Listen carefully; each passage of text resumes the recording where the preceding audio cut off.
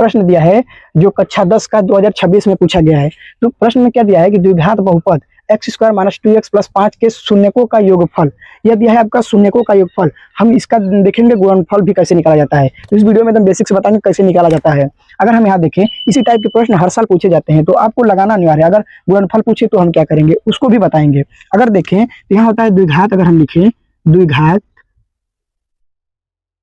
समीकरण क्या होता है, समीकरण आपका द्विघात समीकरण क्या होता है का द्विघात समीकरण जो होता है यानी ए एक्स स्क्वायर प्लस का बी एक्स प्लस का क्या होता है सी, यह होता है अगर देखें तो द्विघात समीकरण। अब इसी में से निकाला जाता है। तो अगर इसको सॉल्व करेंगे तो क्या निकल कर आता है, अगर हमें पूछे शून्य को यानी शून्य को का अगर योगफल पूछ दे का अगर योगफल निकालना हो जो कि हमें पूछा है, तो हम कौन सा लेंगे, यानी सॉल्व करने पर माइनस का बी निकल कर आता है और आपका ए आता है।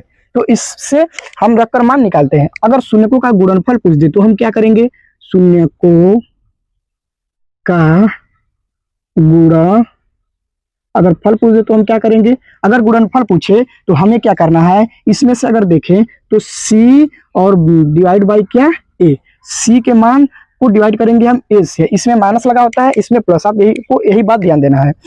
अब हमें क्या पूछा है, योगफल। तो पहले हम इसे देख लेते हैं, तो हम कैसे निकाल जाता है दोनों बताएंगे इस वीडियो में। तो आप देख सकते हैं, ताकि कोई भी पूछे तो आप लगा दें अच्छी तरीके से। अगर देखें तो ए जो आपका गुणनफल जो शून्यक हो गया कैसे निकालेंगे, तो आपका यह जो द्विघात समीकरण का तुलना हम इससे करते हैं, यानी x square plus b x plus c का तुलना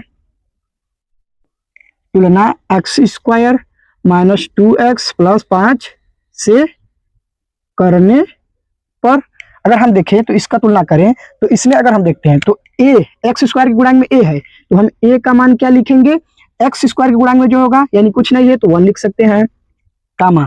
अब यहाँ पर देखें b यानी b के गुणांक में क्या है, तो इस वाले में देखेंगे x के गुणांक में क्या है, तो माइनस का 2x हमें चिन्ह के साथ दर्शाना होता है। अब इसमें देखें c के गुणांक में क्या है, इसमें अगर तुलना करेंगे तो 5 है। बस अब हम निकाल लेंगे। अगर यहाँ पर देखें तो पूछा है शून्यकों का योगफल, तो अगर हम लिखें योगफल बराबर कौन सा मान रखना है, यानी माइनस का b है तो हम पहले ही लगा लेंगे माइनस, फिर ब्रैकेट में लिखेंगे b का मान क्या है, b का मान है माइनस में 2, तो हम फिर लिखेंगे माइनस का 2 डिवाइड बाई a का मान आपका क्या है, तो a का मान है आपका 1, तो हम यहाँ पर लिखेंगे 1। अब इसको हम सॉल्व करें तो माइनस माइनस प्लस हो जाएगा, 2 डिवाइड